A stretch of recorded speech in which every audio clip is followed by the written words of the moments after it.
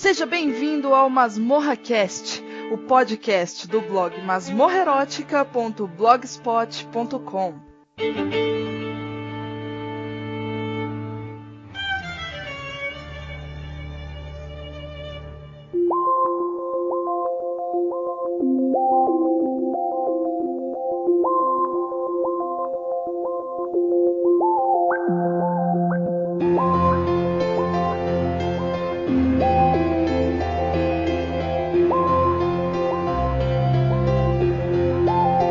Olá pessoal, estamos começando mais um MasmorraCast. Meu nome é Eduardo Curso, eu estou aqui com a Angélica Helsch.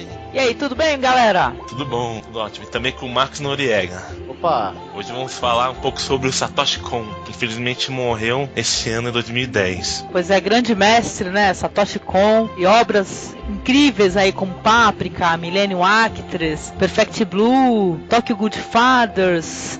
Tem anime, né? Hojin Z, por aí vai. Nós vamos aí falar um pouco sobre as obras desse cara aí, desde o comecinho, um pouquinho sobre a biografia dele.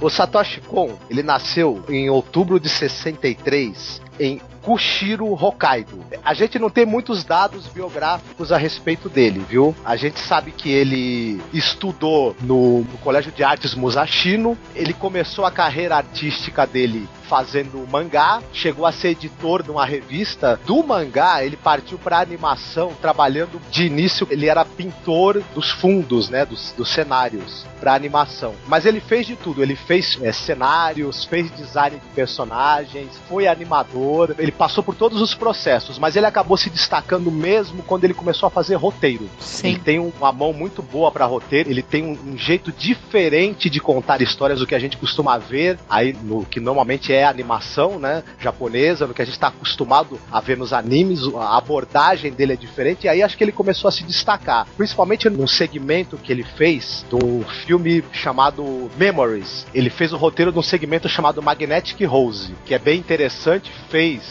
chamou muita atenção, que é de 96, é supervisionado pelo Katsuhiro Otomo, e no ano seguinte o Satoshi Kon mandou ver o primeiro longa-metragem dele, Perfect Blue, de 97. Ele começou como autor de mangás. A gente não vai falar muito, não vai falar da carreira dele como mangaka, não é o nosso assunto aqui é cinema, né? Então, embora a gente goste de mangá, a gente não lê os mangás dele pra poder comentar. O mangá do Satoshi Kon vai sair um pack, assim, com todos os volumes no Brasil. Já foi anunciado já. O nome do mangá é Serafim 2Oku 6661 336 no Tsubas. Opa, então quando for publicado no Brasil, nós teremos a oportunidade de ler, né? E conhecer o trabalho dele como mangaka. Mas como eu te falei, não é o assunto que a gente pretende tratar, é ele como cineasta, né? Como diretor de animação, na verdade. A gente também não vai falar muito, já para avisar os nossos ouvintes, porque ele participou, na verdade, de muitos animes, né? Ele, como roteirista, desenhando cenários, fazendo design de personagens, ele participou de vários animes pra TV, uma lista muito grande, não daria nem pra gente querer falar de tudo aqui. Então a gente vai ter que se ater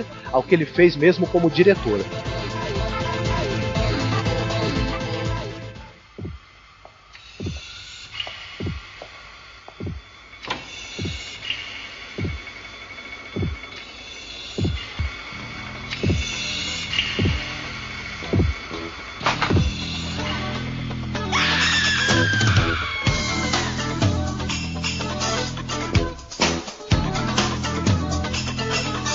O Satoshi Kon, ele já tinha trabalhado com séries de anime de televisão, fazendo cenários, na parte de design também gráfico, mas a primeira participação dele em longa-metragem de animação é em um longa que foi feito para a TV japonesa, produzido pelo Katsuhiro Otomo, um cara que é amigo dele, que eles têm uma parceria, né, em um ou outro filme e tal, e uma admiração mútua muito grande, e o filme chama-se Hojin Z. O Satoshi Kon, ele foi um dos animadores, ele não fez sozinho nenhuma nenhuma sessão do filme. Ele não é responsável pelo roteiro, nada disso, mas ele é um dos animadores e ele chamou muita atenção do Katsuhiro Otomo quando ele participou da produção desse filme. Sim, cara. Assisti esse daí, eu achei muito bom, viu? Fora de brincadeira. Tu também assistiu, Edu? Isso daí? Assisti isso aí acho que em 2001.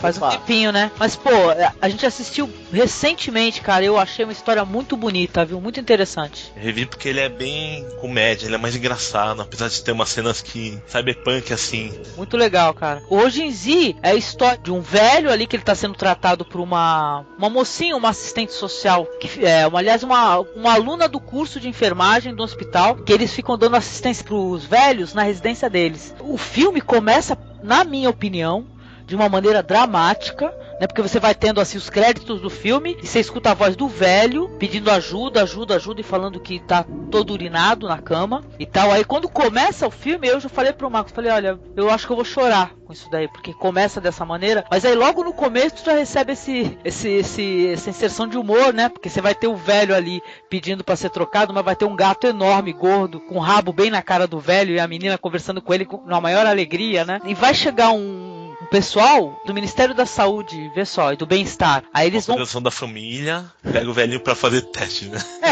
Não, ele nem família tem, né? Ele não tem família, ele tá sendo cuidado ali pela aquela assistente ali de enfermagem. Mas não foi autorizado. Não foi autorizado. O filme, ele aborda umas questões muito interessantes, né? Que é isso do abandono dos idosos, né? O quanto as pessoas ignoram e querem abandonar os seus idosos, né? Porque você vai ter uma máquina ali, que a máquina faz tudo pra você. Pra você não cuidar do velho, você não dá atenção, o velho vai ter internet, vai ter umas telas, vai ter algo que mede a pressão do velho, troca quando ele faz lá suas necessidades, faz uma massagem para a pessoa não ficar toda entrevada. Ou seja, você pode abandonar a pessoa idosa lá com a máquina lá e esquecer. Eu achei bem chocante essa cena da apresentação lá. E o pessoal super, né, Edu? O pessoal que tava assistindo ali super animado. Ah, que legal, conta mais, não sei o que. Cômodo isso daí, né? Me incomodou. Escova o dente rápido assim, ele não gosta nem um pouco. Ele fica pelado na frente de todo mundo, então aparece uma bolinha lá pra esconder o membro dele. Isso é verdade. Ele muito magro, né? A cena do corpo dele assim, muito magrinho e tudo. Olha, sei lá, sem nenhuma dignidade, coitado do velho, viu? É porque eles usam o velho para demonstrar as qualidades, né, a eficiência dessa máquina aí, que tudo que um idoso precisa ela faz sozinha. Ela tem um computador, um cérebro eletrônico que comanda tudo, só que não perguntam pro velho se ele quer ser usado como cobaia, se ele quer ser usado como garoto propaganda dessa máquina, né?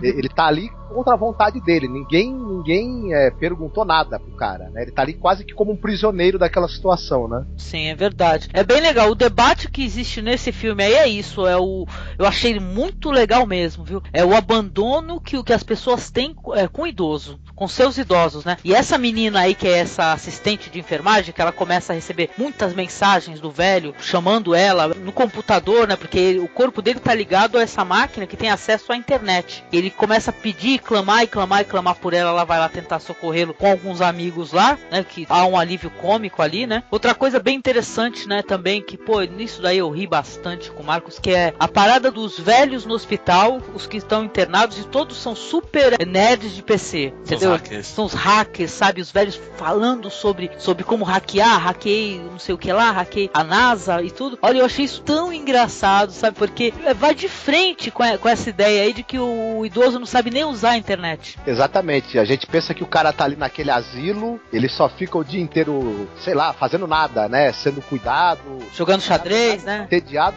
Caramba, os velhinhos estão com o cérebro funcionando, estão ligadíssimos em tecnologia de ponta, são todos hackers, né? Os diálogos são maravilhosos, viu, dos velhos, né? E sei que essa menina aí, ela fica nessa de ajudar esse idoso, ela tem essa obsessão, né, com esse idoso, porque ela mesma, a própria família dela, que quando ela tinha a avó morando em casa com ela precisava de um espaço para poder estudar, só que eles tinham a avó em casa. Um belo dia, ela acordou de manhã, a avó não estava mais lá. Era jovem, tudo, ela não questionou isso daí. Ela descobriu meses depois que a avó tinha morrido abandonada numa clínica. Quer dizer que ela também sente culpa e ela tenta se perdoar dessa situação que ela viveu na vida dela, tentando ajudar esse velho. Eu sei que é bem angustiante. Você tem a impressão que essa máquina ela não é invasiva, né? Ela só fica só a pessoa deitada e a máquina tratando. Quando ela vai A velha máquina é totalmente invadida, tá totalmente ligada no corpo dele, nos órgãos internos dele, sabe? A história é forte, pesada. Ela, apesar de parecer uma história, o pessoal lida com esses assuntos com muito humor, ela é uma história muito triste, na minha opinião. A máquina tem uma inteligência artificial que ao longo do longa, ela vai adquirindo mais conhecimento, até pensando como se fosse um ser humano, assim, que antigamente não tinha nenhum tato, né? O que faltava tato humano nela. Sim, e ela vai tentando absorver coisas, né, Du? Sim, pra ela se melhorar, ficar maior, assim, ela vai agregando um carro, agregar um montão de utensílios domésticos, de informática. Até aquelas latinhas dançantes. Até ela. Desse ponto pra frente, o filme fica mais mesmo, ele envereda mais pro caminho da ficção científica mesmo, né? Sim. E tal. E ele fica mais com cara, assim, do que a gente costuma ver em anime mesmo, né? Essa mistura de ficção científica, ação, humor e muitos absurdos também, né? E vale destacar que o final é sensacional e não vamos entregar ele também. Ainda tô sob a influência desse Rojin Z. A cena final do filme, só tive uma coisa que eu pude dizer quando eu vi. Caralho! Eita! Um adendo aqui. Ele também foi o cara que fez as cenas, o design de cenas do Pat Labor 2, que é um anime de robô gigante, mas que não tem extraterrestre, monstro. Ele é mais robô, que é utilizado como carro, equipamento, que tem que combater outros robôs, assim. E esse é o segundo longa dele, Pat Labor 2, que é do diretor Mamoru Oshii. Que ele fez o Ghost in the Shell, é mesmo diretor. Olha, que legal, hein? Ele é diretor Pat Labor 1 e 2. É de 92, é um ano depois do Rojin Z. Depois desse tem uma série de OVA, que é original vídeo anime, para mercado de vídeo, que é JoJo's Bizarre Adventure. Ele fez também o design da cena do episódio 5, em 93, antes de começar a fazer os filmes que ele dirigiu.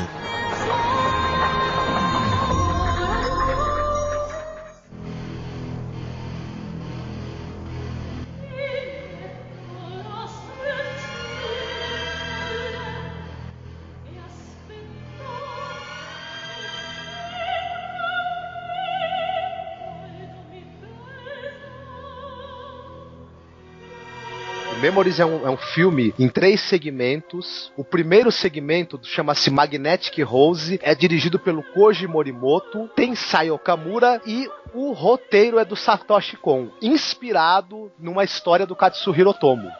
Sim. E aí a gente já pode começar a falar de uma coisa que o Satoshi Kon gosta de trabalhar nos filmes dele, que eu acho que é o tema principal dos filmes dele, que é essa coisa da mistura da realidade com a ficção, né? Onde a realidade e a ficção se misturam de uma maneira que você não consegue mais diferenciar uma da outra, e o problema que isso pode se tornar dentro da mente humana. Esse é o tema dos filmes dele, né? É o tema que ele mais gosta de mexer, e isso tá presente nesse Magnetic Rose. A história basicamente é de uma nave, é uma espécie de nave coletora de lixo, né? Os caras vivem de coletar resíduos, coletar lixo, e eles recebem um pedido de socorro, que na verdade é uma área da Madame Butterfly. Sim, muito bonita, por sinal. Isso, cantada por uma soprano, né? E eles vão atrás, vão seguindo esse sinal, que é um sinal de pedido de socorro, e chegam até um cemitério espacial, um cemitério de naves, e chegam a uma estação espacial imensa que já está abandonada há muitos anos, e o sinal está vindo dali. E 2 deles, o Heinz e o Miguel, põem seus trajes espaciais e resolvem, tem a infeliz ideia de entrar na estação espacial para ver de onde está vindo esse sinal, né? Quem que está ali enviando esse sinal. Uhum. E o que eles vão encontrar logo que eles entram é um ambiente vitoriano, né? Eles começam a entrar em salas maravilhosamente bem decoradas em estilo vitoriano. Eles estão num palacete vitoriano lá dentro. É aí que eu digo que o Satoshi Kon, ele brinca muito com essa coisa da realidade da ficção. Aquilo, de certa maneira, é uma ilusão, sim. É uma ilusão extremamente perigosa também, porque aquele local pertenceu a uma cantora de ópera riquíssima, famosíssima, e ela construiu uma espécie de santuário para a memória dela. Só que esse santuário tem nele um supercomputador. E esse supercomputador tem a capacidade de criar ilusões através de holograma, e ele tem a capacidade também de brincar com as suas memórias, com as memórias de quem está ali. Olha só que fantástico. Eu assisti esse segmento já faz um tempo, viu? Não lembrava direitinho.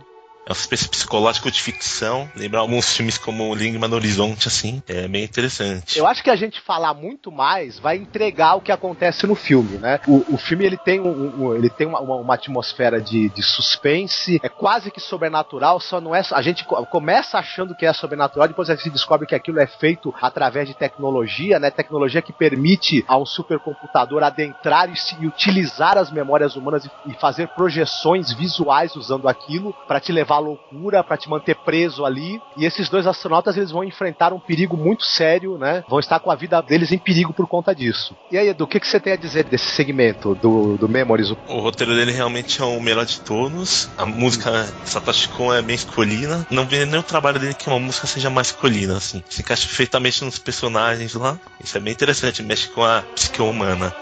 Uma coisa interessante também desse episódio e de outras coisas que o Satoshi Kon escreveu, ele cria umas tramas que a gente vai, aos poucos, a verdade vai se revelando de uma maneira que a gente não consegue adivinhar o final. Ele é um cara que ele sabe envolver o espectador de uma forma que a gente fica assim preso no mistério mesmo. E ele é um cara especialista, na minha opinião, em dar soluções perfeitas para as tramas que ele cria. É isso aí. Então, bora passar pro próximo trabalho do Satoshi Kon.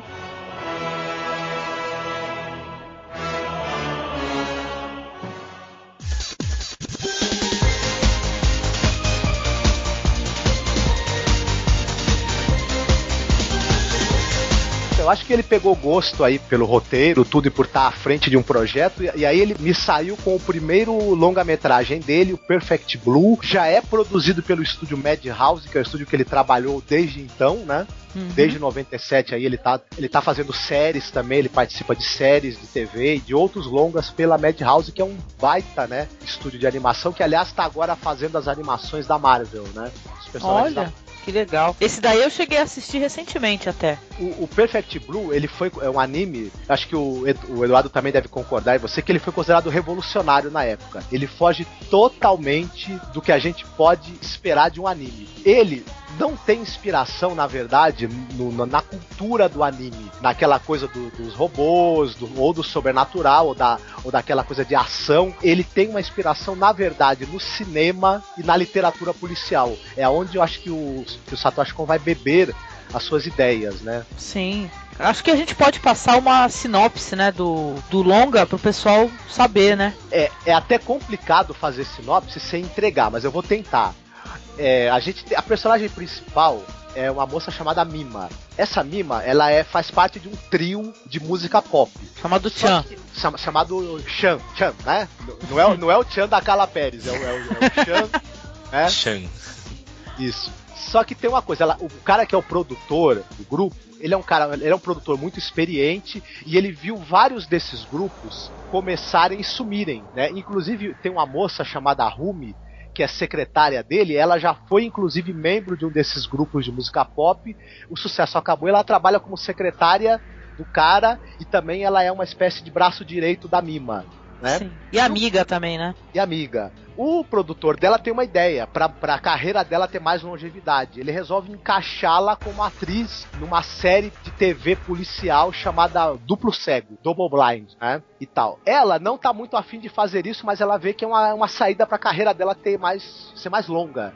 Ela acaba aceitando meio a contragosto, e o produtor, ele fica pressionando o roteirista da série e o diretor da série pra ela ter papel cada vez maior.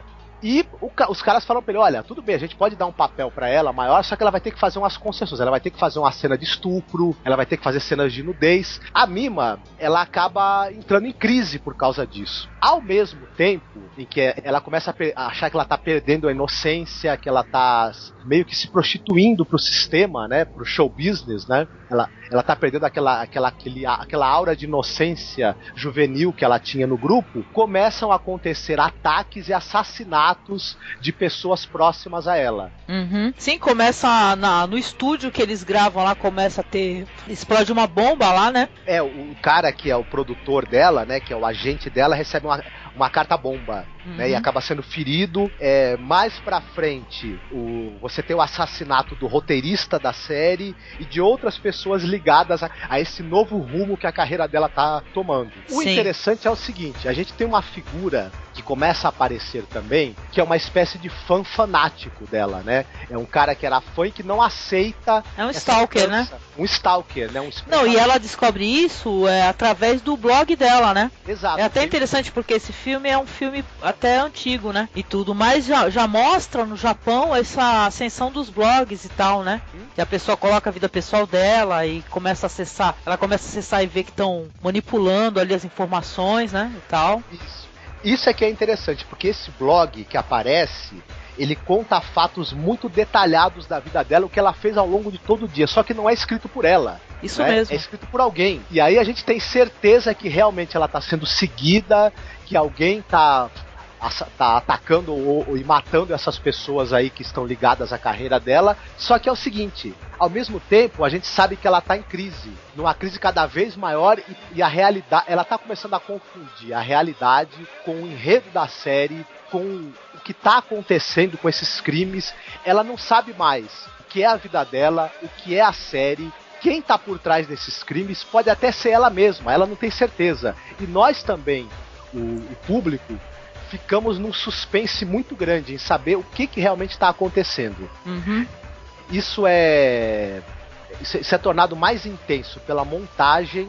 O Satoshi Kon é um verdadeiro mestre nisso. É uma montagem muito inteligente em que esses vários planos de realidade vão se fundindo e se confundindo. O filme vira um quebra-cabeça, né? Ele tem uma carpintaria dramática aí muito curiosa, muito engenhosa para manter a gente no suspense o tempo todo. Ele dá uma dica do que tá acontecendo, depois mais pra frente ele já desmente aquilo e a gente fica num verdadeiro labirinto ali tentando, né, descobrir o que tá havendo. E a própria Mima, o personagem, ela também quer descobrir o que tá acontecendo, né, tal. É um filme fascinante, né, que ele tá mais pro suspense psicológico. Você não vai ter em momento algum, não tem robôs gigantes, não tem monstros, não tem ninguém fantasiado, né? Então, realmente o filme você não sabe se é uma cena do filme, se é uma cena real ou se a personagem está imaginando. Você ainda não tem certeza se não é uma imaginação, até se o filme existe. Isso é bem interessante. Aí mistura tudo e você tem que ficar prestando atenção no filme para ver se consegue achar alguns elementos que vão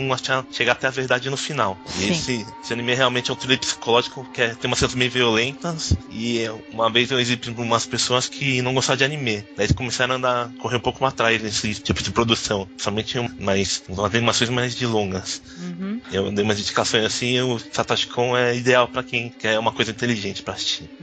Então a própria cena do estupro, né, Marcos, ela é uma cena até forte, né? Ela é uma cena bem forte. Ela é inspirada na cena de estupro da Judy Foster no filme Acusados, né? E isso é dito até literalmente no anime, né? Olha só que interessante. Mas visualmente, né? Vamos falar aqui graficamente. Ele não tem um desenho muito aprimorado, né? Não, eu acho que ele é visualmente interessante, sim. Se não, a animação, talvez, visualmente, ela ficou um pouco datada, porque a gente tem animações aí... Talvez não esteja remasterizada, né? Também. As cores, né? Mas até acho que as cores um pouco esmaecidas, elas são também propositais, né? Por conta desse clima de ilusão e esse clima mórbido, né? Que a personagem vive, né? Talvez até as cores tenham a ver com isso também. Mas ele é interessante visualmente em relação à narrativa e à montagem, né? Isso ele é alucinante até, né? Ele é instigante. Um dado importante é que a série era para ser feita para vídeo e a produção é um pouco menor assim de custo. Então acho que também influenciou o estilo da animação, que depois no meio da produção resolveram fazer um anime para cinema mesmo. Ah, certo.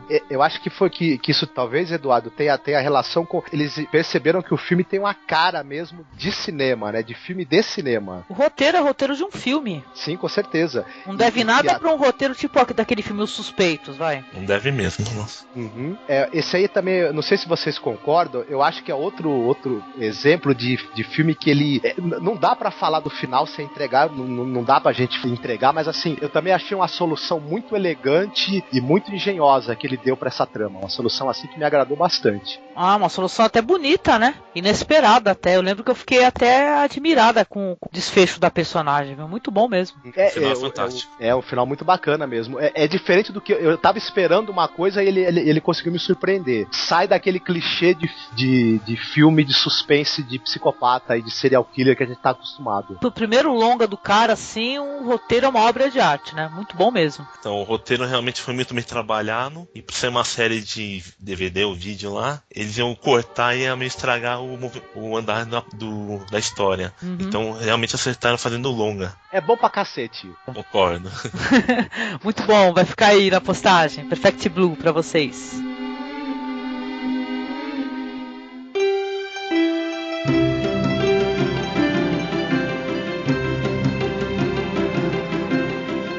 Então, 4 anos depois, o Satoshi Kon lançou o segundo longa dele, que se chama Millennium Actress. É um filme que, mais uma vez, ele brinca, na minha opinião, com essa coisa da realidade da ficção, essa mistura entre as duas, e ele deixa mais claro ainda nesse filme o amor tremendo que ele tem pelo cinema, né? Nesse caso aí, até eu diria mais pelo cinema japonês exatamente, porque o filme fala de uma atriz chamada Fujiwara Shioko. Ela é uma setentona que vive reclusa, né? Ela não tá mais filmando. E tem um jornalista, ele tá fazendo um documentário a respeito dela. E ele resolve visitá-la.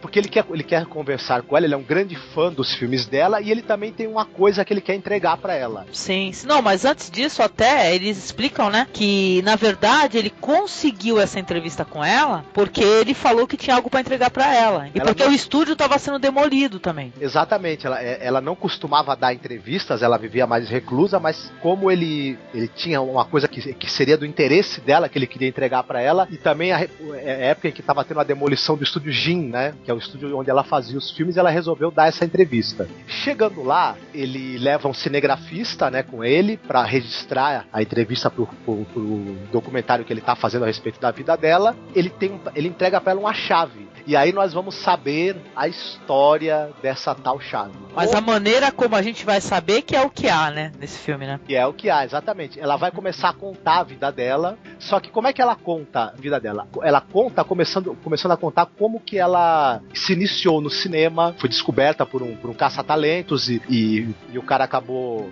entrando em contato com a mãe dela não queria, mas de tanto insistirem ela resolveu fazer o primeiro filme. Isso se mistura com uma história de amor que ela teve na juventude, que ela encontrou um sujeito que estava sendo perseguido pela polícia e escondeu o cara. Uhum.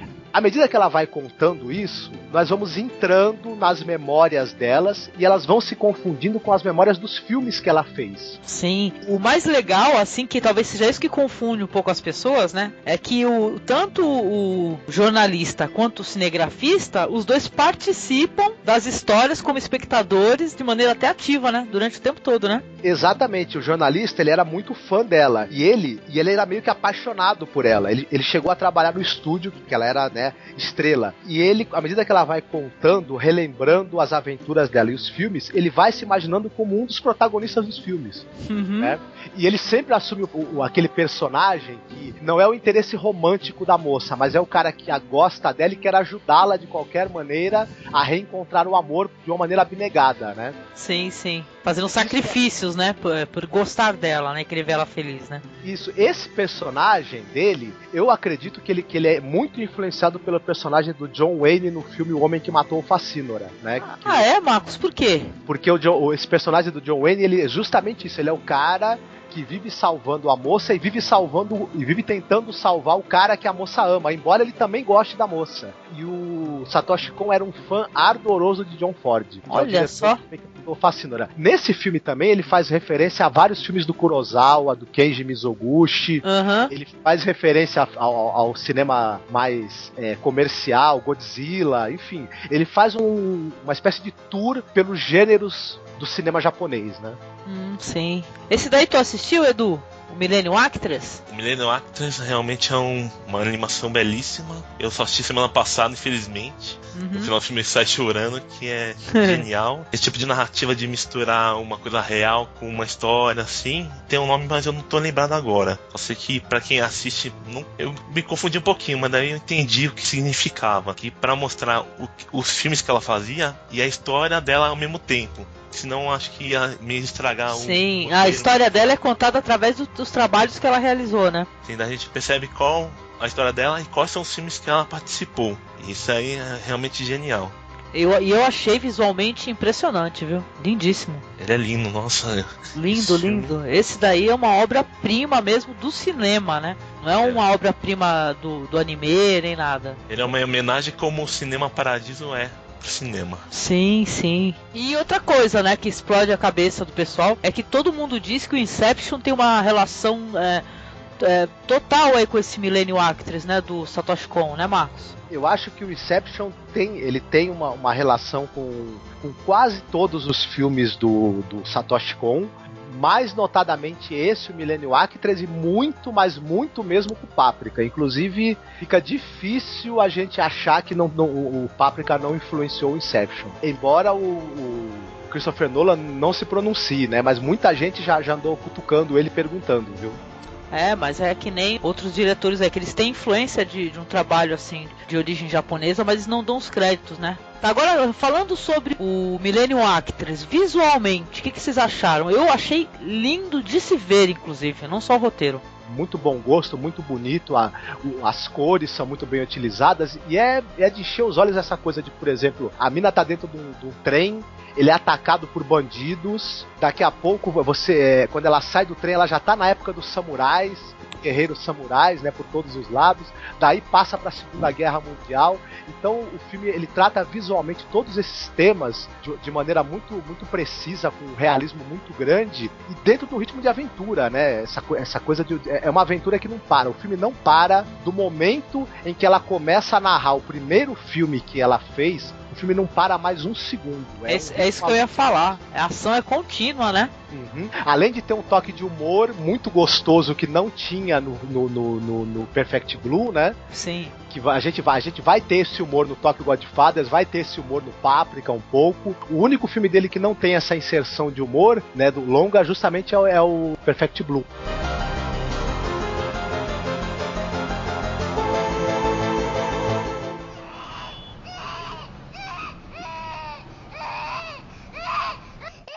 Veru, Nani kashira? Nani ga kinikuwa nai no?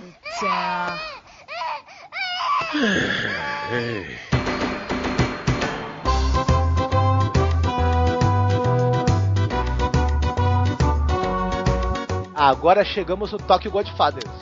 Eu gosto tanto dessa história, Marcos. Eu assisti com a minha filha, sabe, gente? E ela adorou também, ela se emocionou com a história. Eu me emocionei, já tinha assistido, reassisti pro podcast. Foi muito bonita mesmo, assim, entendeu? Tem os seus pontos, assim, de humor, né? E tal, mas ela a maior parte do tempo ela é mais bonita mesmo, entendeu? Do que o Bem-Humorada, na minha opinião. Eu gosto do humor que tem, mas como o roteiro é emocionante, viu? Esse filme é de 2003. Ele é uma adaptação da história do filme Three Godfathers, que é um filme do John Ford de 48, que no Brasil recebeu o título de O Céu Mandou Alguém, né? Só que, diferentemente do filme de 48, que eram 3 assaltantes de banco, né, que tinham que cuidar de uma criança recém-nascida, aqui são 3 sem teto. Ele gosta, um detalhe que a gente não falou do Satoshi Kon, mas é legal a gente comentar, é que ele gosta de colocar as histórias sempre, a maior parte do tempo, em Tóquio, sabe? Exatamente. Esse filme especificamente, isso que você falou é verdade, e nesse filme especificamente tem uma coisa que eu acho que talvez o ouvinte que não assistiu essa animação, ou até o ouvinte que não tem muito hábito de assistir animação, esse filme, Tóquio, é quase que um personagem da trama. A cidade é retratada de maneira espetacular, os fundos, né, os cenários, foram escolhidos ângulos maravilhosos para serem pintados. A gente acaba tendo uma outra visão de Tóquio, não é aquela Tóquio dos luminosos, das avenidas hipertecnológicas que a gente vê. Mostra um pouco do subúrbio. Da sordidez, cara. Sordidez. Isso. é um olhar quase sociológico pra Tóquio, né? Sim. Então isso é interessante. Acho que a gente pode falar um pouco a sinopse do Tokyo Godfathers, cara, que é muito interessante, muito bonita. Eu classificaria o filme, não sei se o Eduardo e você concordam, como uma comédia dramática. Olha, Eu concordo. eu classifico como uma comédia dramática com toque de fantasia. Isso, de ação até em alguns momentos também, né? E a história basicamente é de 3 sem-tetos, né? 3 sem-teto, o Hana, que é um travesti, Sim. o Jin, que é um pai de família, um cara que largou a família. Alcoólatra. Alcoólatra, né? E a menina que eu esqueci o nome dela. Não, eu esqueci também, mas é o seguinte, ela fugiu de casa. Isso, e uma menina chamada Miyoko, se eu não me engano, que fugiu de casa. Miyoko. É. Esses 3 personagens encontram um bebê. Pois é, né? E contra todas as probabilidades, né? Se você é um sem-teto, você não tem o que comer, você tá muito mal acomodado, você encontra uma criança, o que você pensa? Ou você leva pra um departamento de polícia, pra um hospital, a última coisa que você vai pensar é ficar com essa criança, né? Exato. Pra cuidar. Exato, só que o Hana, o travesti do grupo, ele sempre quis ser mãe. E quando ele vê aquela criança, os instintos maternos dele vêm à tona, né? Ele fala, poxa, eu vou querer cuidar dessa criança. É a melhor parte, cara. Eu adoro esse personagem, cara. Não, e ele é muito religioso, sabe? Ele acredita que é um sinal divino essa criança ter aparecido, sabe? Ele fala que tá grávido, começa o filme eles numa fila do sopão à noite, e ele fala pra mulher do sopão que ele tá se alimentando por 2. Exatamente. Esse filme tem uma mensagem meio natalina. É claro que essa coisa da criança e os 3 são uma alusão aos 3 reis magos, né? Sim, que nem o filme do John Ford, por sinal. Exatamente. Eu sei que eles precisam encontrar a mãe e o pai dessa criança também, lógico, né? Eles resolvem cuidar da criança e tentar achar os pais. Porque eles encontram uma chave com a criança, que é a chave de um armário no metrô, um negócio assim. Isso, e eles vão seguindo várias pistas, uma delas acaba levando até a boate cujo dono é um mafioso. Sim, né? Isso mesmo. Ali nessa boate, o dono da boate sofre um atentado, mas antes de sofrer o atentado, ele fala que a mulher, que é a mãe da criança, trabalhava lá, né? Sim. Cara que é o assassino que tenta matar esse sujeito que é o dono da boate, ele acaba sequestrando a Miyoko e o bebê. Nossa, é tensa essa cena, né? A gente fica super nervoso, é um latino, né? Uhum. Só fala espanhol. E aí, isso. Exatamente. E aí daí pra frente, o filme ele entra naquela coisa da comédia dramática e de ação. Eles vão tentar vão se reencontrar, vão continuar seguindo as pistas para encontrar os pais da criança. Tem uma série de reviravoltas e algumas cenas de ação, até uma perseguição de carros perto do final que é muito famosa, espetacular. Né? O filme é lindo, cara. O filme tem uma mensagem muito bonita de esperança, assim, de esperança inquebrantável, sabe? Muito legal mesmo. Sabe, eu sou apaixonada pelo Tokyo Godfathers, inclusive pela trilha sonora, que é lindíssima. É claro que também essa busca pra eles acharem os pais da criança, eles vão rever a própria vida. Sim. Vão acabar, né, avaliando o caminho que eles estão tomando, vão sentir mais saudade das famílias que eles abandonaram, né? Por esse ou aquele motivo, né? E como não podia deixar de ser um filme como esse, que é uma comédia, mas também ela tem uma mensagem otimista, né? As coisas vão acabar se encaminhando para que eles também deem uma solução para a própria vida deles, né? Exatamente, é isso mesmo. Graficamente é impressionante, lindíssimo. Eu fiquei extasiada com o Tokyo Godfathers, viu? Edu, eu não sei se você também vai concordar, eu acho que outra coisa, esse é o filme do Satoshi Kon que, tudo bem que o Perfect Blue e o Millennium Actress, os personagens são muito bem trabalhados, mas eu acho que esse filme, em termos de expressão dos personagens, dos personagens mesmo comunicarem os seus sentimentos, eu acho que esse foi um pulo, né? De uma evolução. Os personagens têm realmente uma psique bem elevada, mostrando bastante os sentimentos deles, o que eles pensam, o que aconteceu no passado para eles estarem naquela situação. São bem pé no chão. Essa obra é bem diferente, que não tem aquelas viagens, assim, alucinação. Isso. Uma coisa viajar, né? Bem pé no chão. Uma cidade como ela é. O bebê parece, os 3 personagens, parece que eles não querem trabalhar, né? Mas eles têm dinheiro, só que eles não querem usar. Tanto que a menina ela vai comprar o leite lá no mercado. Tudo de coisa junto, assim. Eles gostam dessa situação. Não é uma coisa que é imposta a eles, eles vão ficar lá mesmo. Tanto que acho que o travesti, ele podia continuar uma pessoa normal, assim, um mendigo. Mas ele escolheu ficar lá na rua mesmo. Ele teve uma desilusão amorosa, né? E tudo, né? Agora, pô, a cena que eu fiquei triste pra caramba aqui, né? Assistindo com a minha filha e tudo, foi a cena do mendigo, né? Do mendigo que tá à beira da morte, cara. Aquela cena chocante, né, gente? Chocante. Muito boa a cena. E a gente pensa que também só aqui no Brasil o pessoal espanca o mendigo, mas lá parece a mesma coisa. O pessoal resolve passear, se espancar, e me espancando uma pessoa morta assim, eles nem percebem. É são horrível. Sem noção, né? Sim, cara. E pior que até no meio de uma cena assim tão trágica, isso anterior ao espancamento, o Satoshi Kon ainda colocou humor, né? Tem uma cena lá que a gente se acabou de dar risada lá. E uma cena de morte, hein? Parece que ele morreu assim, muito engraçado. Muito bom, cara.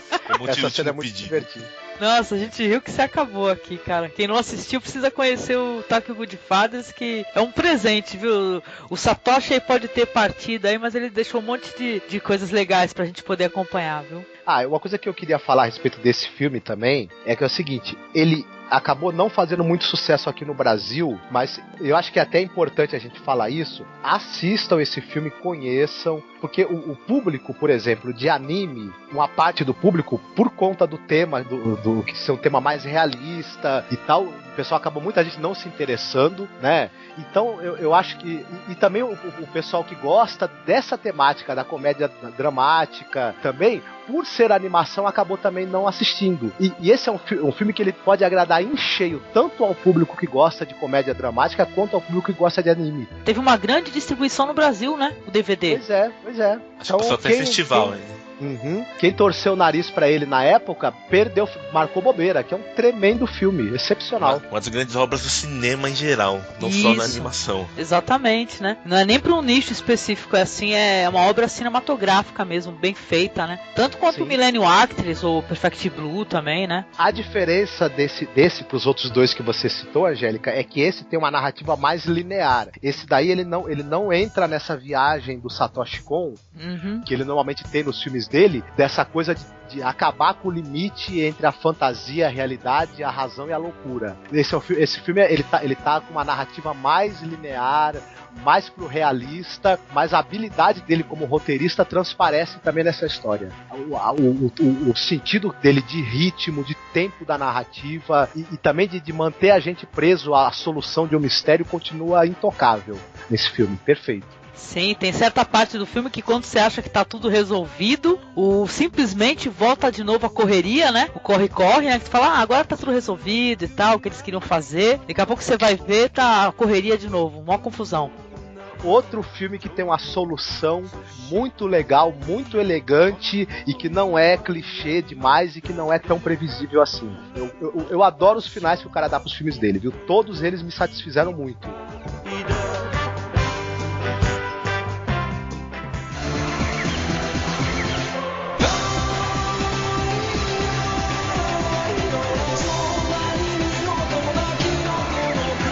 Paranoia Agente, que já, por exemplo, Musou Dairirin, tem 13 episódios, produzido em 2004. Ela é uma série de TV que ela tem a marca do Satoshi Kon, só que acho que no meio da série ela perde um pouco nessa marca, assim, a gente chama meio de filler, que é uma história a mais que atrapalha no desenrolar do plot original. E é uma menina que tá, uma criadora no personagem famoso, que ela tá sendo pressionada pelo chefe para fazer o personagem novo, é atacada por um menino que tem um roller de ouro e um bastão de beisebol meio amassado assim, que ele acerta ela na cara. Sim. Ela vai no hospital, daí várias coisas vão acontecendo, vários personagens vão sendo atacados e também a gente descobre que na verdade eles têm alguns problemas. É sempre que tem problema. Daí depois isso aí parece, a impressão que dá é que cada personagem tava pedindo pra ser atacado, né? Sim, depois que cada cada personagem dá uma corna, eles ficam mais felizes, assim.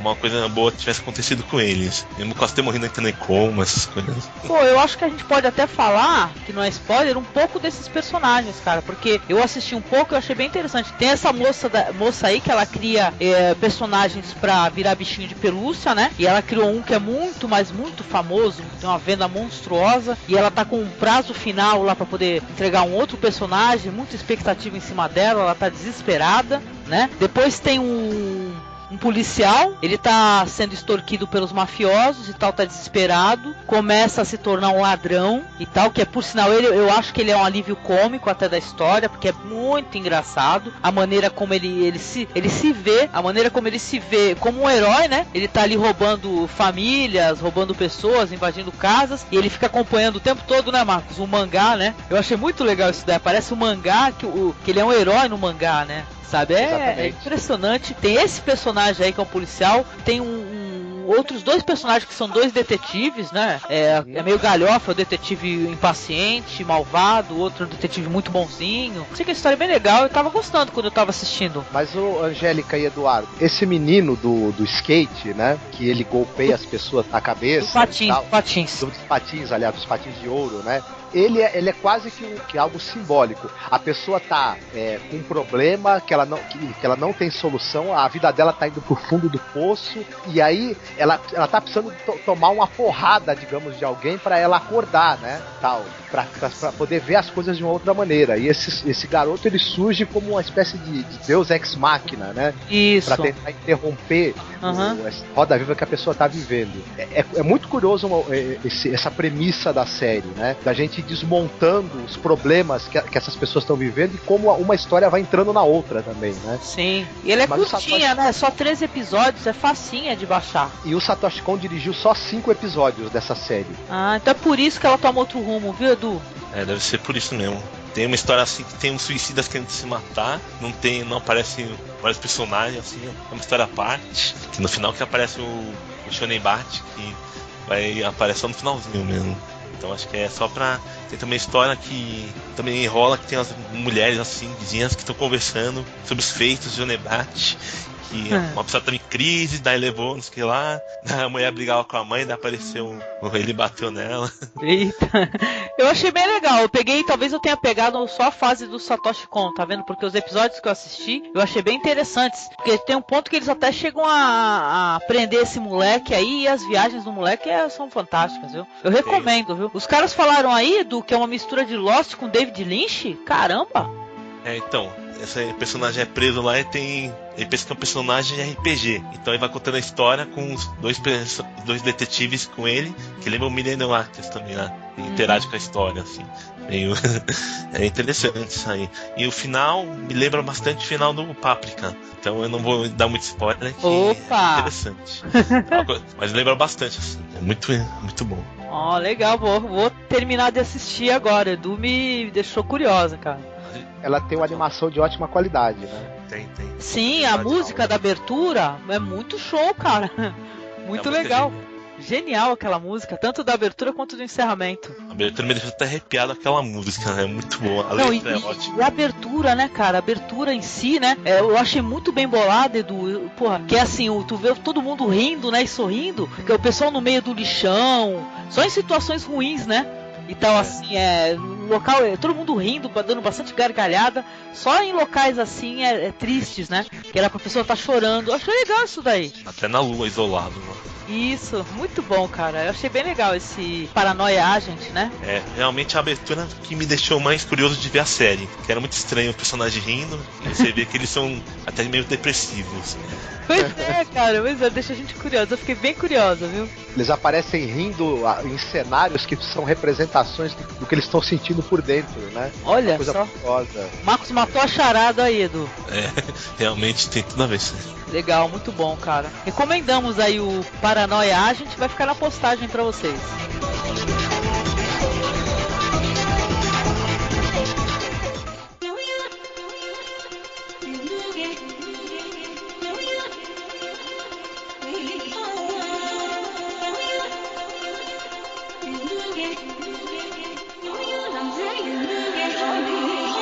Então, em 2006 O Satoshi Kon fez o que infelizmente, né, provavelmente será o último filme dele, dirigido até o final, já que ele faleceu agora em 2010, que é Páprica. Que não é o tempero. Não, é mais ou menos.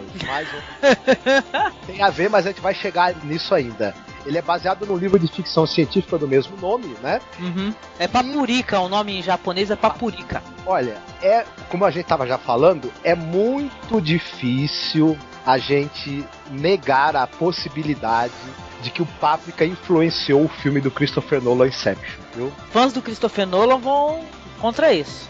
Mas não dá. O Christopher Nolan, se ele tentar negar isso, eu aposto que se a gente fosse, não sei se o Eduardo também vai concordar, se a gente fosse até a casa do Christopher Nolan agora, eu sabia que tu ia falar isso. Na estante da sala do cara tem um exemplar do DVD do Páprica. Eu digo mais, na estante do cara tem todos os longas do Satoshi Kon, cara. Pois é. O estilo dos dois diretores são parecidos. Pois é. Parece que... Pô, mas o roteiro dessa história é foda, Edu. Isso é muito parecido mesmo. Muito. Uhum. Bora lá, Marcos. Sinopse do filme.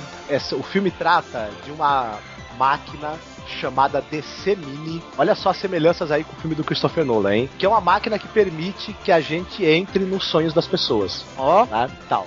E você tem um policial que ele está fazendo essa máquina ela é usada para tratamento psiquiátrico. Sim. Você usa essa máquina para poder entrar nos seus próprios sonhos e fazer uma espécie de terapia para passar por traumas, por problemas psiquiátricos e psicológicos que você tenha. Ocorre que começam a acontecer fatos estranhos, pessoas que não estão usando a máquina começam a ter seus sonhos invadidos, começam a ter comportamentos estranhos, porque o que acontece é o seguinte, através da máquina o cara pode entrar na sua mente. Sim. Ele pode adicionar coisas, né? Adicionar coisas, fazer com que você entre num sonho estando acordado, o que pode ser algo muito perigoso, né? Porque você tá de frente com uma janela na vida real, no sonho você pode estar de frente com uma piscina, né? Aí e já querer viu, pular né? na piscina e cair pela janela e morrer, né? Isso mesmo. Exato. Então começa-se a ter uma investigação para saber, porque dois desses aparelhos do DC Mini foram roubados, né? Isso.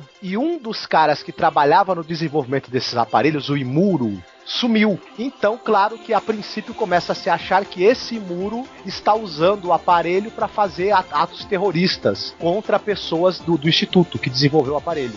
Mas vem cá, em meio a isso, a gente vai sendo apresentado pela personagem que é o título do filme, né? Que é a Páprica, né? Então, a Páprica é um personagem, quando esse policial, no tratamento dele, logo de início, ele aparece numa perseguição num dos sonhos dele e ele é ajudado por esse personagem feminino que é a Páprica. Ela é quase que uma heroína, né? Que ela aparece nos sonhos das pessoas. Sim. Para ajudá-las, né? Para guiá-las nesse mundo dos sonhos que elas estão penetrando, para que ajude no tratamento delas, no que elas têm que descobrir ali, né? Isso mesmo. E ela usa o nome Páprica porque tem a ver com tempero mesmo, né? Ela é uma versão de um personagem que existe realmente, a gente não vai dizer quem, é uma versão, digamos assim, com mais tempero, por isso que é Páprica, né? Ela é uma Então, porque Páprica é um temperinho bem gostoso, então ela é uma versãozinha mais gostosa. Isso, não, e ela é o ingrediente que falta. Quando você entra no mundo dos sonhos para explorar dos seus sonhos, seria bom você ter um guia, você não tem. O ingrediente que falta nessa viagem que você vai fazer terapêutica pelo mundo dos sonhos, que é esse guia, é a Páprica. Certo, isso mesmo. Muito bom, eu gostei muito dessa personagem, viu, cara? E você, Edu, o que achou do filme? Eu achei o filme bem... Ele não é confuso, não. É um filme bem feito. E o roteiro é bem linear também. Apesar de ficar viajando nos sonhos das pessoas. E você pode ver que quando o Satoshi Kon fez o filme, ele fez o Stanley Kubrick junto, né? Ele foi pensando em todos os detalhes para o filme ficar bem coeso. E ele é bem diferente da obra original. O final realmente também é original. E é uma parada bem Inception mesmo, sonho dentro de sonho. Isso. Sabe, meio suspense, né? Tem umas partes que até dá um medinho, né? O filme tem muitas sequências de sonho. E essas sequências eu acho que elas são um show de imaginação, em primeiro lugar. São muito inventivas. São sequências de ação dentro do ambiente dos sonhos e com os sonhos das pessoas se misturando, né? Se isso não lembra o Inception, acho que nada mais lembra. Mas são, além de muito inventivas, maravilhosamente bem realizadas em termos de animação. E em termos de montagem, e mais uma vez é um show de uso de efeitos sonoros. Aliás, o uso dos efeitos sonoros nos filmes do Satoshi Kon em todos é arrasador, né? É algo assim para nenhum cineasta mesmo botar defeito. Sim, tudo, trilha sonora, saca? Que é uma coisa que eu presto muita atenção, muito perfeito mesmo, cara. Páprica é uma viagem tremenda, assim, achei um barato. E visualmente lindo também, belíssimo. Agora eu não ia imaginar, engraçado, eu não sabia que era após o Tokyo Godfathers, né? Que a gente tem a impressão, assim, assistindo o Tokyo Godfathers, que ele tem um visual mais limpinho, né? Do que o Páprica, né? Parece que o estilo já é diferente ali também da animação. Tem, e também tem uma diferença que tem muitas cores. No filme da Páprica as cores são bem intensas, bem colorido. Sim, sim. O Tokyo Godfathers ele é mais sombrio, né? Tudo se passa à noite, né? No escuro, né? O Tokyo Godfathers tem menos contraste de cor, né? Enquanto que o Páprica ele joga o tempo todo com cores fortes e muito contraste, mas é porque tem esse clima, né, colorido e fantasioso do sonho mesmo, né?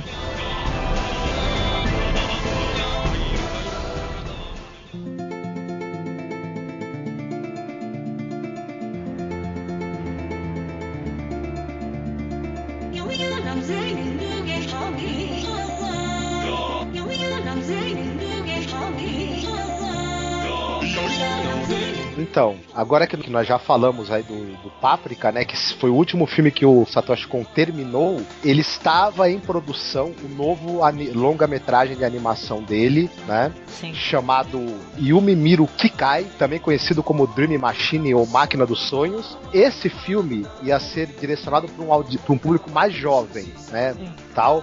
É mais uma ficção científica, né, mistura robôs. Também parece que, segundo o próprio Satoshi Kon, ele ia ter muito dessa coisa dessa brincadeira com realidade, ficção, esse limite entre as duas coisas. Infelizmente, o Satoshi Kon não chegou a terminar o filme, né? Então, infelizmente, em agosto desse ano ele faleceu, vitimado por um câncer no pâncreas, que já estava diagnosticado 6 meses antes, né? Sim. Então, mas a Madhouse, que é o estúdio que está produzindo o estúdio que ele trabalhava, segundo eles vão terminar o filme vai ser lançado. Pois é, cara, pelo que eu tava vendo aqui, o que eu me informei aí sobre o filme, a história até que tem um plot bem interessante, né, Edu? Que fala de 3 robôs, né, que tem umas aventuras no mundo onde os criadores humanos deles já se extinguiram há muito tempo, e que é uma espécie de road movie de robôs. Olha lá. Isso deve ser bem interessante. Infelizmente ele não conseguiu concluir o storyboard nem a história, que ele costuma escrever como uma produção já iniciada. Ele não é tudo pronto depois que começa a rodar o desenvolvimento do anime. Então ele já tá fazendo storyboards e alguém vai continuar, porque não pode acabar de última obra dele e deixar assim pro limbo, já que tem umas coisas já que ele começou a fazer, né? Sim, eu tava aqui visitando o site oficial, sabe? Pô, bem interessante, todo em japonês e tudo, olha, mas bem lindaço mesmo o site. Traduz aí pra gente. Cara, então, pô, fantástico, olha, que pena, né, gente, porque toda a aparência, assim, de ser uma grande história maravilhosa mesmo, mais uma obra de arte, viu, porque o Satoshi Kon, ele tava assim, correndo com tudo, né, ele tava correndo com roteiro, com desenho, tinha a mão dele em tudo, né. Ele é que, bom, esses diretores de animação japoneses, a exemplo do Hayao Miyazaki e do Katsuhiro Otomo, o Satoshi Kon também, eles fazem muitas vezes o roteiro, o storyboard, participam da produção das pranchas, né? Verificam pessoalmente cada uma das pranchas e dos fotogramas. São totalmente workaholics, né, os caras, isso, né? Se metem no design dos cenários, na parte de animação, os caras mexem em tudo, né? Normalmente são pessoas que já trabalharam em todos os estágios, né, da animação. Sim, ele mesmo, né? Já trabalhou em todos os estágios da animação, o cara entende tudo, né? Exatamente. Pô. Pois é, mas uma obra aí que ele não conseguiu concluir por causa disso, por causa da doença, né? Ele ficou muito debilitado, né?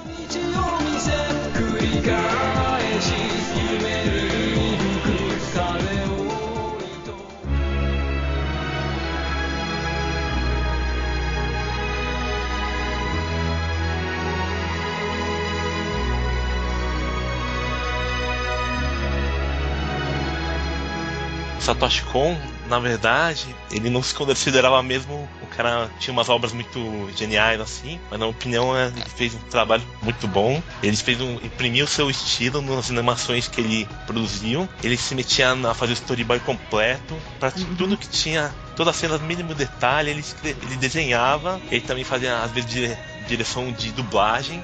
O Páprica ele mesmo dirigiu e fez a voz de um dos atendentes que tem no barzinho lá. Olha. Ele trabalha com profissionais muito bons, ele escolhe quem faz a animação com ele, e é escolhido a dedo o pessoal lá que faz a arte, o desenho, o fundo de cena, de computação, os efeitos, e ele deixou filmes bonitos que todo mundo tem que assistir. Quem gosta de cinema até autoral que ele consegue fazer. Realmente, quem não assistiu esses filmes está aprendendo obras geniais, tem que correr atrás. Eu acho que o Satoshi Kon, ele era um sujeito, além de ser um grande diretor de animação, né, um cara que os trabalhos têm um nível técnico excepcional, um dos melhores talvez em atividade no Japão, ele era um cara que tinha uma obra diferente, um pouco diferente do que a gente costuma ver, né, do universo do anime. Então, algo talvez mais intrigante, mais adulto até e tal. E era um cara que era um grande apaixonado por cinema, tanto o cinema japonês quanto o cinema ocidental. Então eu me identifiquei muito também com isso na obra dele, esse amor que ele tem pelo cinema e as referências que ele faz ao cinema nos trabalhos dele. Um cara excepcional, infelizmente, né, teve uma morte aí prematura. Acho que ele ainda tinha muito o que realizar e o que fazer. O resto a gente relembrar aí os trabalhos dele, e quem não conhecer, não perca tempo, assista. Pois é, perdemos aí o Satoshi Kon, que faleceu jovem, né, na casa dos 40, mas deixou essas obras aí tão interessantes, né, eu acho que ele tinha muito mais o que fazer, né, tanto que ele deixou até ser trabalhos aí inacabados, né, e pô, na internet, a família do Satoshi Kon liberou uma carta, né, que ele deixou endereçada a todos mesmo, a família, amigos, a todos os fãs e tal, uma carta muito bonita, que ele escreveu já muito debilitado, sabe, uma carta muito, muito emocionante mesmo. Eu chorei quando eu li a carta, sabe, e que ele agradece a todas as pessoas, pede perdão, é uma carta bem vinda do coração, que ela não passou assim através de nenhum assessor de imprensa e tudo, ela não foi revisada, tá ali a verdade ali do Satoshi Kon, ele pedindo perdão, ele falando das frustrações dele, das preocupações dele, uma carta muito bonita e tudo. Tem um áudio dessa carta aqui que eu criei aqui para vocês poderem escutar. Também vou deixar aqui um link na postagem pro blog que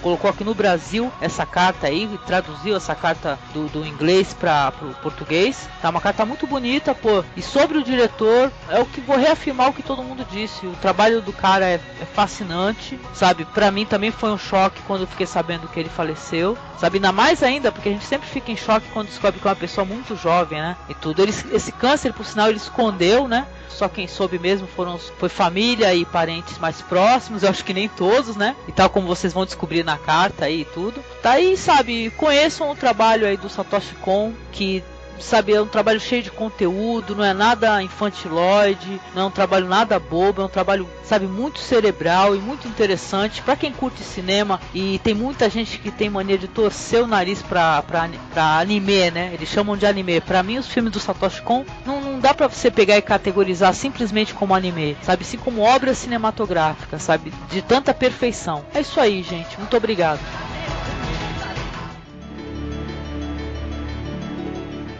É isso aí, eu quero agradecer ao Eduardo Coço, que hoje estamos gravando aqui, olha só, gente, a gente está gravando aqui no aniversário do Edu. O Edu tá aí compartilhando o tempo livre dele com a gente. Poxa, Edu, obrigado, Edu, por você dispor desse tempo, ficar com a gente aqui. Faz o teu jabá e fala do Destino Poltrona e parabéns, Edu. Obrigado. Na verdade, foi um presente gravar sobre esse diretor fantástico, que com certeza no futuro, se estivesse vivo, seria Tomoko do Miyazaki. Ele já era quase perfeito. Então, quem quiser acessar o destinopoltrona.com.br para ler crítica de filme, notícias de filminhos, quiser escrever sobre cinema também, é só entrar em contato com a gente. A gente sempre atualiza com uns reviews e umas críticas bem legais de filmes que estão sendo lançados no cinema. Beleza, obrigado, Edu. Obrigada, querido. Valeu mesmo. Beijão. Eu agradeço.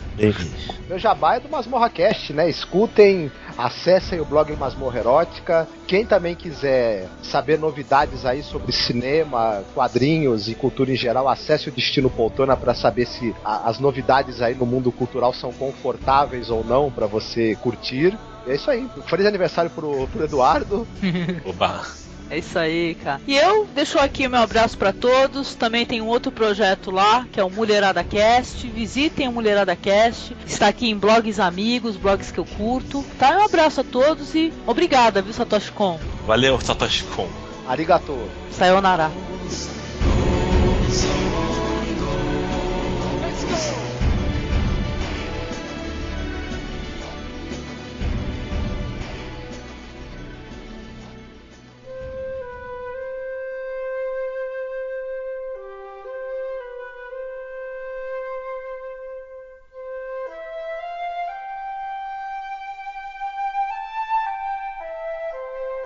A carta a seguir foi publicada originalmente no Kon Stone, o blog oficial de Satoshi Kon, em 25 de agosto de 2010, um dia após a sua morte, aos 46 anos. Trata-se da carta de despedida que Satoshi Kon escreveu pouco antes de morrer.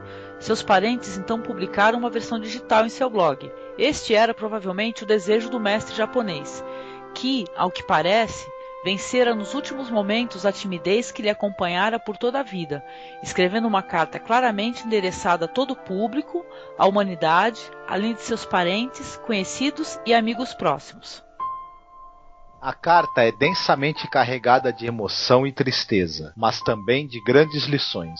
O estilo da escrita é caracteristicamente errante, como bem definiu Makiko Ito, não possuindo uma progressão linear, clara e limpa, atributos típicos de versões revisadas. Por óbvio, Kon não dispunha de tempo e das forças necessárias para revisar e depurar a carta, atribuindo-lhe o polimento típico dos textos oficiais, mas é por isso mesmo que se trata de um objeto de relevância especial. Temos em mãos os sentimentos e pensamentos crus em estado original de um dos maiores diretores de anime de todos os tempos. Assim, aqui está um documento que nos permite acessar diretamente o espírito de uma pessoa extraordinária, sem aquela blindagem dos documentos formais, quando o escritor, sentindo a influência da expectativa social, procura amenizar o tom e mesmo a ocultar certas opiniões e sentimentos, colocando na obscuridade parte da sua personalidade. Não é o caso desta carta. Assim, pedimos que o leitor busque ouvi-la até o fim. Agradecemos a Makiko Ito pelo esforço que permitiu o resto do mundo ter acesso às últimas palavras de Satoshi Kon e com elas aprender uma grande lição de humanidade. Sayonara. Adeus. Como eu poderia esquecer o 18 de maio deste ano? Recebi o seguinte pronunciamento de um cardiologista no Hospital Musashino. São os estágios avançados de um câncer pancreático. Metástase em vários ossos. Você tem, no máximo, meio ano de vida. Minha mulher e eu escutamos juntos. Foi um destino tão inesperado e inadmissível que mal podíamos aceitar. Eu costumava honestamente pensar: nada posso fazer se morrer qualquer dia desses? Ainda assim, foi tão súbito. Para ser exato, houve alguns sinais. 2 a 3 meses antes disso, tive fortes dores em vários locais em minhas costas e nas juntas de minhas pernas. Havia perdido força em minha perna direita e achado difícil andar. E estive indo num acupunturista e num quiroprático, mas eu não estava obtendo qualquer melhora. Então, depois de ter feito uma ressonância magnética, veio o súbito aviso do tempo que me restava. Foi como se a morte estivesse atrás de mim sem que eu soubesse, e não havia nada que eu pudesse fazer. Depois do aviso, minha mulher e eu pesquisamos jeitos de prolongar a minha vida. Era literalmente uma questão de vida ou morte. Recebemos o apoio de fiéis amigos e caros aliados. Rejeitei a medicação contra o câncer e tentei viver com uma visão do mundo ligeiramente diferente do normal. O fato de ter rejeitado o que era esperado, normal, parecia algo precisamente típico de mim. Eu realmente nunca senti pertencer à maioria. Era o mesmo com os cuidados médicos, como qualquer outra coisa. Por que não tentar viver de acordo com os meus princípios? Entretanto, como é o caso de quando estou tentando criar uma obra, um filme, a vontade sozinha não basta. A doença continuou progredindo dia após dia. Por outro lado, como membro da sociedade, realmente aceito pelo menos metade do que a sociedade geral toma como certo. Eu pago impostos, estou longe de ser o cidadão modelo, mas eu sou um membro pleno da sociedade japonesa. Então, afora as coisas que precisava fazer para prolongar a minha vida, do meu próprio ponto de vista, também tentei fazer todas as coisas necessárias para estar pronto para morrer apropriadamente. Ainda que não pense que tenha conseguido fazê-las todas, mas uma das coisas que fiz foi, com a cooperação de 2 amigos, nos quais podia confiar, estabelecer uma companhia para cuidar de coisas como o punhado de direitos autorais que possuo. Outra coisa que fiz foi escrever um testamento para assegurar que minha mulher assumisse qualquer um dos bens modestos que tive. É claro, não pensei que haveria qualquer disputa em torno do meu legado, ou coisa do tipo, mas eu queria assegurar-me que minha mulher, que permaneceria neste mundo, não teria nada com que se preocupar. E, aliás, eu queria remover qualquer ansiedade de mim mesmo, antes de fazer uma pequena excursão no além, antes de partir. A papelada e a pesquisa necessárias para essas tarefas, nas quais nem minha mulher nem eu éramos bons, foram resolvidos diligentemente por amigos maravilhosos. Mais tarde, quando desenvolvi uma pneumonia e estava à beira da morte, e estampei a minha assinatura final no testamento, pensei que se morresse naquele instante, não restaria mais nada a fazer. Ah, posso morrer, enfim. Afinal, eu havia sido trazido de ambulância para o hospital Musashino 2 dias antes disso, e então novamente para o mesmo hospital no dia seguinte. Eu tive que ser hospitalizado e passar por vários exames. O resultado desses exames, pneumonia, água em meu peito, e quando perguntei ao doutor, bruscamente, a resposta que recebi foi bem direta, e de um modo fui muito grato por isso. Você pode durar 1 ou 2 dias. Mesmo se você sobreviver a isso, provavelmente terá até o fim do mês. Enquanto escutava, eu pensei. É como se ele estivesse me dizendo a previsão do tempo. Então decidi. Eu queria morrer em casa. Posso ter incomodado as pessoas ao meu redor, mas eu pedi a eles para encontrarem um jeito de eu escapar e ir para casa. E eu pude fazê-lo graças aos esforços de minha mulher, à cooperação do hospital, apesar de sua posição de ter desistido de mim, a ajuda tremenda de outras facilidades médicas e a coincidências que foram tão numerosas que pareciam ser dádivas dos céus. Nunca vi tantas coincidências e eventos encaixando-se tão perfeitamente na vida real. Quase não pude acreditar. Isso não era Tokyo Godfathers, afinal. Enquanto minha mulher corria para ajeitar as coisas necessárias para minha fuga, eu suplicava aos médicos. Se eu puder ir para casa por 1 dia sequer, há coisas que eu ainda posso fazer. Então, esperando pela morte sozinho, num depressivo quarto hospitalar, eu estava solitário e era isso que eu estava pensando. Talvez morrer não será tão mal. Não havia qualquer razão, e talvez eu precisasse pensar assim, mas estava surpreendentemente calmo e relaxado. Entretanto, houve apenas um pensamento que estava me corroendo. Não quero morrer aqui. Enquanto pensavam, algo se movia para fora do calendário da parede e começava a espalhar-se pelo quarto. Oh, nossa! Uma linha marchando para fora do calendário. Minhas alucinações não são originais mesmo. Tinha que sorrir sobre o fato de que os meus instintos profissionais funcionavam até mesmo numa hora dessas. Mas em todo caso, eu estava provavelmente mais perto da Terra dos Mortos do que eu já estive em qualquer outro momento. Realmente senti a morte muito perto de mim. Mas com a ajuda de muitas pessoas, eu milagrosamente escapei do Hospital Musashino e voltei para casa, empacotado pela Terra dos Mortos e pelos lençóis da cama. Eu devo enfatizar que não guardo críticas ou mágoas do Hospital Musashino, então não me entenda mal.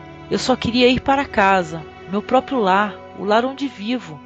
Eu estava um pouco surpreso que mesmo quando eu estava sendo carregado para minha sala de estar, como um bônus, experimentei essa experiência do leito de morte a que todos são familiares. Essa sensação de ver seu corpo sendo carregado de um lugar elevado.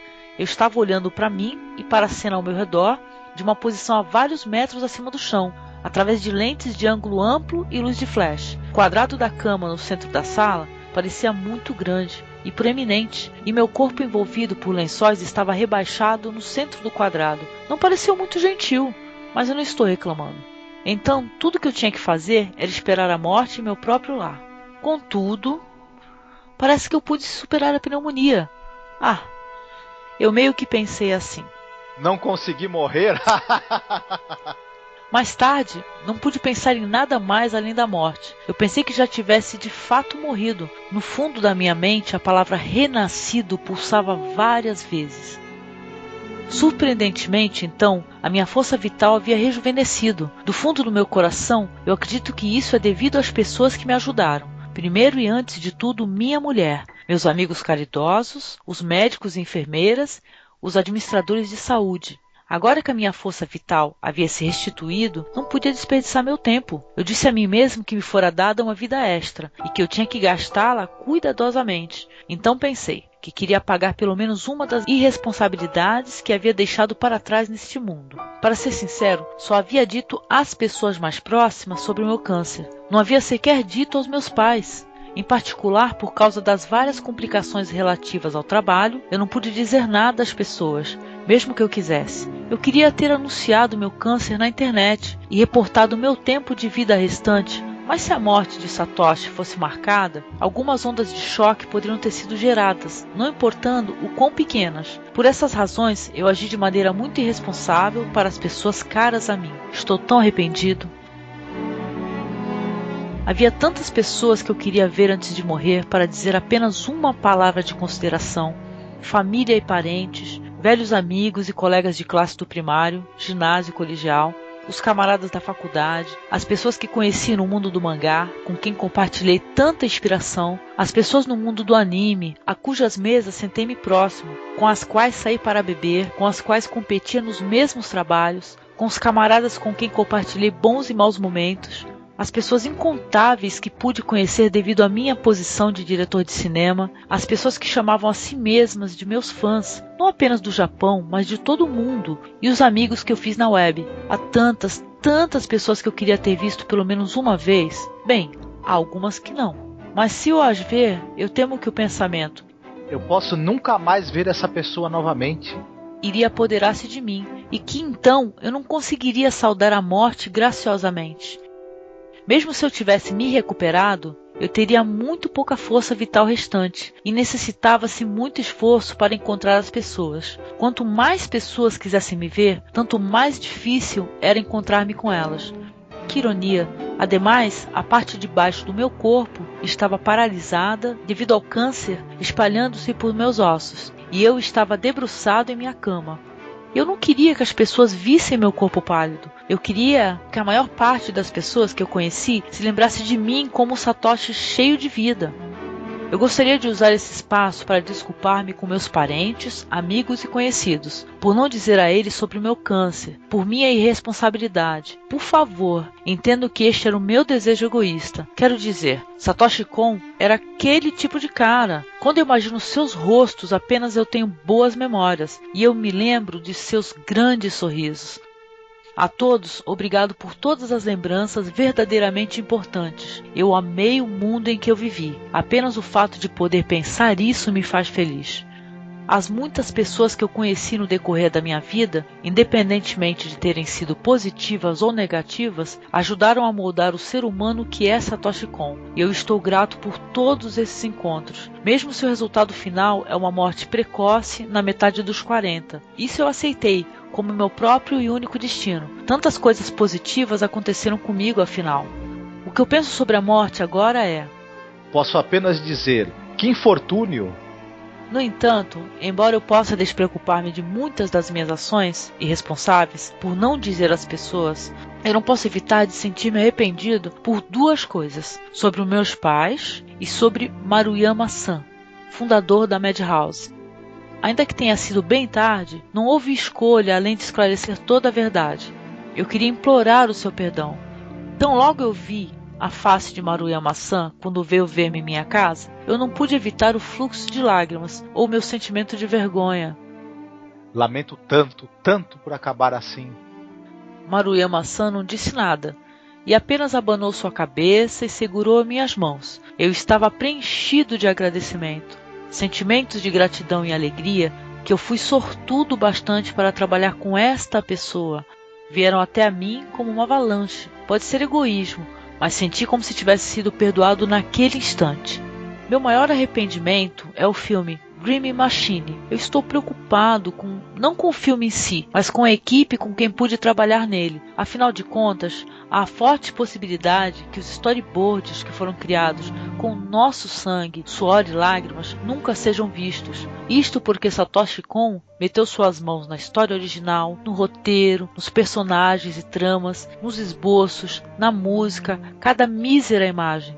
É claro, há coisas que eu compartilhava com o diretor de animação, o diretor de arte e outros membros da equipe, mas basicamente a maior parte do trabalho pode ser apenas entendida por Satoshi Kon. É fácil dizer que foi minha culpa por organizar as coisas desse jeito, mas do meu ponto de vista, eu fiz todo o esforço para compartilhar minha visão com os outros. Entretanto, no meu estado atual, eu posso apenas sentir um profundo remorso por minhas insuficiências nessas áreas. Eu peço desculpas a toda a equipe, mas eu quero que entendam, ainda que apenas um pouco, Satoshi Kon foi aquele tipo de cara, e é por isso que ele pôde fazer anime meio estranho, um pouco diferente. Eu sei que isso é uma desculpa egoísta, mas pensem no meu câncer, por favor, me perdoem. Não estive parado esperando pela morte. Mesmo agora, estou pensando com meu cérebro debilitado em jeitos de deixar o trabalho vivo, mesmo depois de ter desaparecido. Mas todos eles são ideias cadentes. Quando eu contei a Maruyama-san sobre as minhas preocupações com Dream Machine, ele apenas disse: Não se preocupe, nós vamos dar um jeito, então não se preocupe. Eu chorei. Chorei incontrolavelmente. Mesmo com os meus filmes anteriores, eu fui tão irresponsável com as produções e orçamentos, mas eu sempre tive Maruyama-san para resolver tudo para mim. Dessa vez não é diferente, realmente não mudei. Eu pude falar com Maruyama-san até me saciar. Graças a isso, eu pude sentir, pelo menos um pouco, que os talentos e as habilidades de Satoshi Kon foram de algum valor à nossa indústria. Eu lamento perder o seu talento. Gostaria que você pudesse deixá-lo para nós. Se Maruyama-san, do Madhouse, diz isso, então eu posso ir para o submundo com um pouco de autoestima, afinal. E é claro, sem todos me dizendo isso, eu, sim, sinto arrependimento que minhas visões estranhas e a habilidade de descrever as coisas com minúcia de minutos sejam perdidas. Mas não há o que fazer. Estou grato do fundo do meu coração que Maruyama-san deu-me a oportunidade de mostrar ao mundo essas coisas. Obrigado, muito obrigado. Satoshi Kon foi feliz como diretor de animação. Foi tão triste contar aos meus pais. Realmente eu pretendi subir até Sapporo, onde os meus pais vivem, enquanto podia, mas a minha doença progrediu com rapidez tão inesperada, irritante, que eu acabei ligando para eles da sala do hospital no momento mais próximo da morte. Estou nos estágios finais de câncer e morrerei logo. Fui tão feliz tendo nascido como um filho de papai e mamãe. Obrigado. Eles devem ter sido devastados por ouvir isso do nada, mas eu estava certo de que eu morreria naquele instante. Mas então eu voltei para casa e sobrevivi à pneumonia, fiz a grande decisão de ver meus pais. E eles queriam me ver também, mas seria tão difícil vê-los e eu não tinha a vontade necessária para fazê-lo. Mas eu queria ver o rosto dos meus pais uma vez mais. Eu queria dizer a eles o quão grato eu estava por terem me trazido a este mundo. Eu fui uma pessoa feliz. Apesar de ter que me desculpar a minha mulher, meus pais, a todas as pessoas que eu amo, por ter vivido a minha vida um pouco rápido demais. Meus pais consentiram com meu desejo egoísta e vieram no dia seguinte, de Sapporo à minha casa. Eu nunca poderia esquecer as primeiras palavras saídas da boca da minha mãe, quando me viu lá deitado. Lamento tanto por não ter te trazido ao mundo com um corpo mais forte. Eu estava completamente sem palavras. Podia gastar só um pouco de tempo com meus pais, mas foi o bastante. Eu tinha sentido que se visse seus rostos, seria o bastante, e realmente assim foi. Obrigado, pai, mãe. Estou tão feliz que nasci neste mundo como filho de vocês dois. Meu coração está cheio de lembranças e gratidão. A felicidade em si é importante, mas estou tão grato que vocês me ensinaram a apreciá-la. Obrigado, muito obrigado. É tão desrespeitoso morrer antes dos pais, mas nos últimos 10 anos ou mais eu pude fazer o que quis como diretor de anime, atingir meus objetivos e receber algumas boas críticas. Arrependo-me mesmo que os meus filmes não tenham feito muito dinheiro, mas eu penso que receberam o que mereceram. Nesses últimos 10 anos ou mais, em particular, eu senti como se eu tivesse vivido mais intensamente do que as outras pessoas e penso que os meus pais entenderam o que estava em meu coração. Por causa das visitas de Maruyama-san e meus pais, eu senti como se retirasse um grande fardo dos meus ombros. Por fim, a minha mulher, aquela com quem mais me preocupo, mais me apoiou até o fim. Desde aquele pronunciamento de tempo restante, nós mergulhamos em lágrimas juntos tantas vezes. Todo dia foi brutal para nós dois, fisicamente e mentalmente.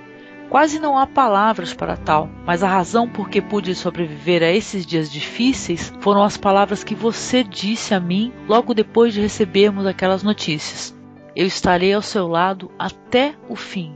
Fiel a essas palavras, como se você estivesse deixando minhas preocupações ao pó, você habilmente dirigiu as demandas e pedidos que vieram correndo em sua direção como uma avalanche e rapidamente aprendeu como cuidar do seu marido. Eu fiquei tão tocado, observando você lidar com as coisas tão eficazmente. Minha mulher é maravilhosa. Não é preciso continuar a dizer isso agora, você diz. Não, você é ainda mais maravilhosa agora do que sempre foi. Eu realmente sinto isso. Mesmo depois de eu ter morrido, acredito que você irá enviar Satoshi Kon ao próximo mundo graciosamente. Desde que nós nos casamos, eu estava tão envolvido em trabalho, que pude apenas ficar mais tempo em casa só depois do câncer. Uma pena. Mas você permaneceu perto de mim. Você sempre entendeu que eu precisava mergulhar em meu trabalho, que meu talento estava lá. E eu fui feliz. Verdadeiramente feliz. Durante a minha vida, e enquanto espero pela morte, simplesmente não posso expressar minha gratidão a você o bastante. Obrigado. Há tantas coisas incontáveis com quem me preocupo, mas tudo precisa ter um fim. Finalmente, o médico concordou em cuidar de mim até o fim em minha casa, apesar de não ser algo mais feito nestes dias. Eu gostaria de expressar minha profunda gratidão. Cuidar do médico em uma casa privada é muito inconveniente, mas vocês pacientemente lidaram com numerosos fardos e dores que o câncer trouxe e fizeram o impossível para fazer-me o mais confortável possível até chegar a este objetivo final, chamado morte. Eu não posso dizer o quanto vocês me ajudaram, e vocês não apenas lidaram com esse difícil e arrogante paciente como se fosse apenas o seu trabalho, mas me trataram como um ser humano. Eu não posso dizer o quanto me apoiaram e o quanto me salvaram. Eu fui encorajado por suas qualidades como seres humanos inúmeras vezes. Estou profundamente agradecido. Por último, logo após eu ter recebido aquele aviso, em meados de maio e até agora, eu tive sorte e cooperação de ter a ajuda de 2 amigos. E eu quero agradecer a ambos do fundo do meu coração. Muito obrigado. É difícil para mim, com o meu magro vocabulário, expressar a minha gratidão adequadamente a vocês dois. Minha mulher e eu recebemos tanto de vocês. Se ambos não estivessem aqui pela gente, estou certo que estaria antecipando a morte, olhando para minha mulher aqui, enquanto ela estaria sentada ao meu lado, consideravelmente mais trepidante e temerosa. Estou realmente em seu débito. E se puder, eu gostaria de pedir mais uma coisa a vocês. Vocês poderiam ajudar minha mulher a enviar-me para o outro lado após a minha morte? Conseguiria subir este voo com minha mente em repouso se pudessem fazer isso por mim. Eu peço isso do fundo do meu coração. A todos que permaneceram comigo através deste longo documento, obrigado. Com meu coração cheio de gratidão por tudo de bom no mundo, soltarei minha caneta. Agora, com licença, eu preciso ir. Satoshi Kon, Tóquio, agosto de 2010.